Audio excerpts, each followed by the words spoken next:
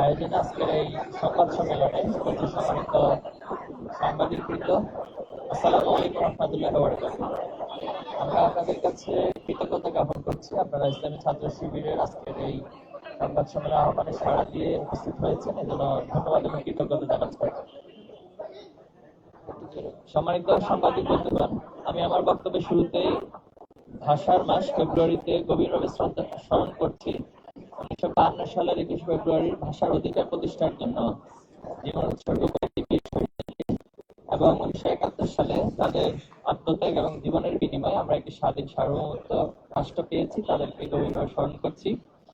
এই আন্দোলনে যারা আহত হয়েছেন, মৃত্যুবরণ করেছেন, আমি তাদের জন্য আল্লাহর কাছে সুস্থতা কামনা করছি এবং তাদের প্রতিদান কামনা করছি।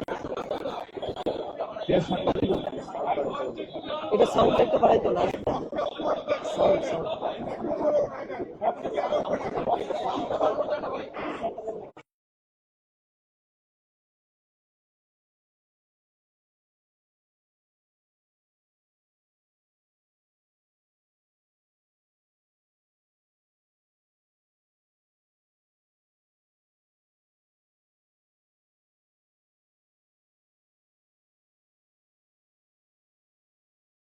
বাংলাদেশ ইসলামী ছাত্র শিবির সেই লক্ষ্যে কাজ করে যাচ্ছে, যা দেশবাসীর কাছে দৃশ্যমান।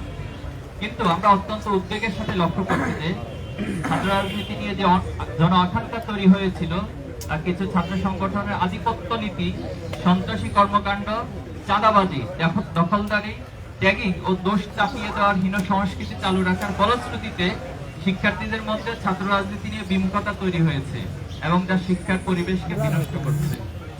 নিষিদ্ধ ছাত্রলীগ বাংলাদেশ থেকে বিতাড়িত হলেও দুর্ভাগ্যজনকভাবে আমাদের বন্ধুপ্রতিম ছাত্র সংগঠন ছাত্রদল তাদের পথ অনুসরণ করতে দেখা যাচ্ছে। ক্যাম্পাসে সকল ছাত্র রাজনৈতিক ও সামাজিক সংগঠন সমূহের মধ্যে পারস্পরিক শ্রদ্ধাবোধ, সহযোগিতা ও সহাবস্থান নিশ্চিত করে শিক্ষার সুষ্ঠু পরিবেশ বজায় রাখা সকলের দায়িত্ব। কিন্তু আমরা লক্ষ্য করছি বিভিন্ন ক্যাম্পাসে ছাত্রদল, ছাত্র শিবির সহ অন্যান্য ছাত্র সংগঠনকে অন্যায়ভাবে দমনের চেষ্টা করছে। শুধু তাই নয়, নিজেরা সন্ত্রাসী কায়দা শিক্ষার্থীদের হামলা করে তার দায় উদ্দেশ্য প্রণোদিতভাবে ছাত্র শিবিরের উপর চাপিয়ে দিচ্ছে, যার প্রবক্তা ছিল নিষিদ্ধ ছাত্র সংগঠন ছাত্রলীগ।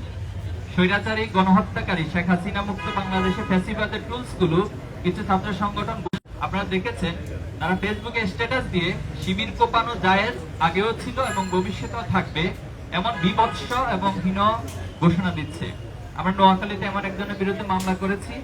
আমরা আশা করব সরকার তাদের বিরুদ্ধে যথাযথ ব্যবস্থা গ্রহণ করবে।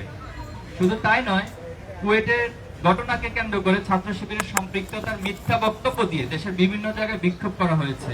খুলনার শিববাড়িতে জবাই কর স্লোগান দেওয়া হয়। এমন ভয়ঙ্কর হিংস্র স্লোগান আমরা ছাত্রলীগের মুখে ইতিপূর্বে শুনেছিলাম। কিন্তু ছাত্র দলের মধ্যে নিষিদ্ধ ছাত্রলীগের প্রতিচ্ছবি ফুটে উঠবে, তা আমরা কোনোভাবেই কামনা করি না। সারা দেশে সন্ত্রাসবাদী, দখলদারি দেখে বোঝার উপায় নেই যে দেশের কোনো পরিবর্তন হয়েছে। অপরাধীদের হাত বদল হয়েছে ঠিকই, কিন্তু অপরাধ আগের মতোই চলছে। গত 4 ফেব্রুয়ারি যশোরের কাঁচরায় চাঁদা না দেওয়ার সম্রাট নামের এক মাছ ব্যবসায়ীর চোখ উঠে ফেলে ছাত্রদল নামে কিছু সন্ত্রাসী। গতকাল গাজীপুর মাইকে ঘোষণা দিয়ে প্রকাশ্য দিবালোকে চাঁদা আদায় করার ঘটনা আপনারা দেখেছেন। প্রতিদিন এমন অসংখ্য ঘটনা গণমাধ্যমে প্রকাশ হচ্ছে। সম্মানিত উপস্থিতি, সম্প্রতি কুয়েট এমসি কলেজ এবং 20 ফেব্রুয়ারি কামিলুল মিল্লাত কামিল মাদ্রাসা যে হামলার ঘটনা সংঘটিত হয়েছে, তা একটি ছাত্র সংগঠনের নব্য ফ্যাসিবাদ হয়ে ওঠার ধারাবাহিকতারই অংশ বলে আমরা মনে করছি। খুলনা প্রকৌশল ও প্রযুক্তি বিশ্ববিদ্যালয়ের সাধারণ ছাত্রদের উপর ছাত্রদল যুবদলের বহিরাগত সন্ত্রাসীদের নিয়ে প্রকাশ্য দিবালোকে পরিকল্পিতভাবে সশস্ত্র হামলা পরিচালনা করে, যেখানে অর্ধশতাধিক শিক্ষার্থী মারাত্মকভাবে আহত হয়। কিন্তু ছাত্রদল তাদের উচ্ছৃঙ্খল কর্মীদের বিরুদ্ধে সেই সন্ত্রাসী কর্মকাণ্ডের দায় ছাত্র শিবিরের উপর চাপিয়ে দেয়। শুধু তাই নয়, প্রকাশ্য সংবাদ সম্মেলনে ছাত্রদল সভাপতি রাকিবুল ইসলাম রাকিব শিবিরের উপর দায় দিয়ে দেওয়ার মতো নির্দেশনা প্রদান করে, যার মাধ্যমে দেশবাসীর কাছে তাদের ঘৃণ্য পরিকল্পনা স্পষ্ট হয়ে যায়। একদিকে ছাত্র শিবিরের দায় চাপিয়ে দেওয়ার প্রকৃত ঘটনা আড়াল করতে চেষ্টা করে, অন্যদিকে যুবদল তাদের চিহ্নিত সন্ত্রাসীকে বহিষ্কার করার মাধ্যমে নিজের সাংগঠনিক সংশ্লিষ্টতা প্রমাণ করে।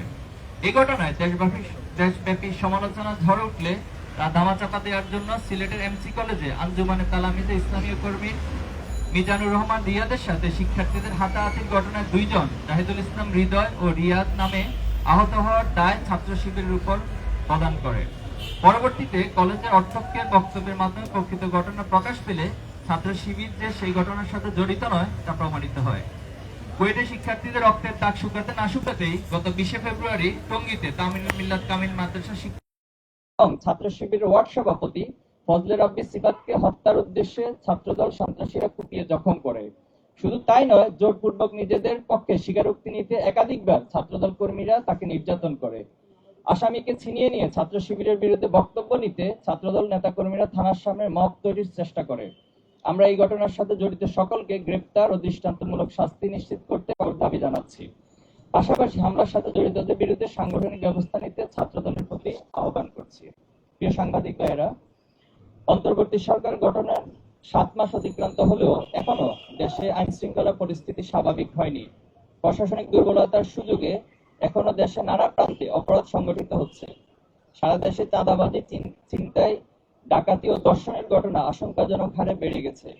উদ্বেগের বিষয় হলো, গণমাধ্যমের রিপোর্ট অনুযায়ী দেশে 273টি কিশোর গ্যাং সক্রিয় রয়েছে, যারা দেশকে অস্থিতিশীল করতে নানা ষড়যন্ত্র করলেও তাদের আইনের আওতায় আনা হচ্ছে না। গণমাধ্যম সূত্রে জানতে পেরেছি, জুলাই গণহত্যায় জড়িতদের 723 জনকে জামিন দেওয়া হয়েছে, অথচ বিগত 15 বছরে দায়েরকৃত মামলা আসামিদের মুক্তি এখনো নিশ্চিত হয়নি। আমরা ঢাকা বিশ্ববিদ্যালয় শাখার প্রতিষ্ঠাকালীন সভাপতি এটিএম আজহারুল ইসলাম সহ সকল মাজলুমদের দ্রুত মুক্তির দাবি জানাচ্ছি। আপনারা জানেন, সম্প্রতি দেশে বিভিন্ন স্থানে ধর্ষণের ঘটনা ঘটছে। খুলনা জেলার বাটিয়াঘাটা উপজেলার জলমা ইউনিয়ন, শেরপুর জেলার ঝিনাইগাতীর গজনী অবকাশ কেন্দ্র এবং রাজধানী থেকে ছেড়ে যাওয়া রাজশাহীগামী একটি বাসে 3 মাসের নারী সহ 3টি ধর্ষণের ঘটনা ঘটে। আমরা দর্শকদের গ্রেপ্তার ও দৃষ্টান্তমূলক শাস্তির দাবি জানাচ্ছি। স্বরাষ্ট্র উপদেষ্টা ও প্রশাসনকে দেশের আইন শৃঙ্খলা পরিস্থিতি স্বাভাবিক করতে আরো সক্রিয় ভূমিকা পালন করার আহ্বান করছি, অথবা নিজেদের ব্যর্থতার দায় স্বীকার করে জাতির কাছে ক্ষমা চাওয়া অথবা পদত্যাগেরও আহ্বান করছি। সম্মানিত উপস্থিতি, আমরা লক্ষ্য করেছি মুক্ত চিন্তার নামে এদেশে ইসলাম বিদ্বেষী একটি গোষ্ঠী পরিকল্পিতভাবে ইসলামের বিরুদ্ধে বিদ্বেষ ছড়িয়ে সাম্প্রদায়িক সম্প্রীতিকে বিনষ্টের চেষ্টা করছে। সেই গোষ্ঠীরই এক পাঠ্যপুস্তক বোর্ড এনসিটিবি এর পাঠ্য বই সংশোধন ও পরিমার্জন কমিটির সদস্য, তার মূল নাম হচ্ছে সাজ্জাদুর রহমান। তিনি রাহার নাম ধারণ করে আল্লাহ ও রাসূল সাল্লাল্লাহু আলাইহি ওয়াসাল্লামের শানে চরম অবমাননাকর ও ধৃষ্টতাপূর্ণ শব্দ ব্যবহার করে একটি ফেসবুক পোস্ট দিয়ে দেশের সংখ্যাগরিষ্ঠ জনগণের ধর্মীয় অনুভূতিতে আঘাত এনেছে, যা ফৌজদারি আইন লঙ্ঘনের শামিল। আমরা অতি দ্রুত তাকে গ্রেফতার এবং শাস্তির আওতায় আনার জন্য সরকারের কাছে দাবি জানাচ্ছি। উপস্থিত সাংবাদিক বন্ধুগণ, পারস্পরিক সহযোগিতা ও ঐক্যবদ্ধ প্রচেষ্টার মাধ্যমে একটি সুখী, সমৃদ্ধি ও বৈষম্যহীন সব বাংলাদেশ গঠন করা সম্ভব। এক্ষেত্রে রাষ্ট্রের চতুর্থ স্তম্ভ গণমাধ্যম ও জাতির বিবেক, সাংবাদিক কর্মীদের ভূমিকা অপরিহার্য। জুলাই অভ্যুত্থানের সকল পক্ষ এক মোহনায় মিলিত হতেই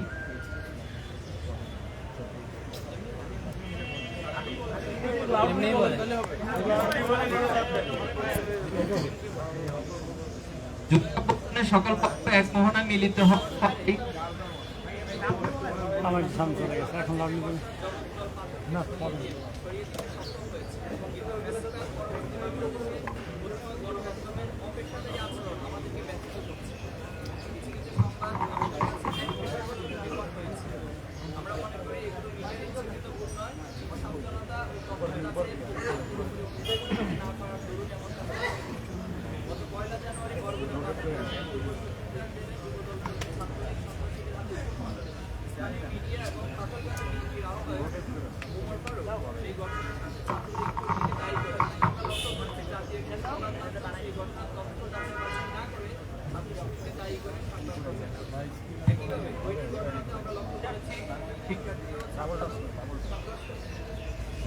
ভাই মাইকে বলেন, মাইকে বলেন, মাইকে বলেন, মাইকে বলেন ভাই।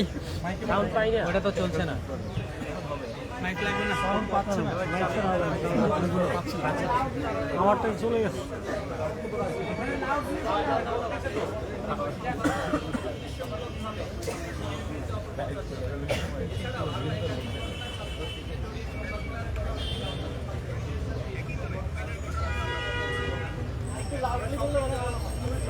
আরে ভাই কথা বলুন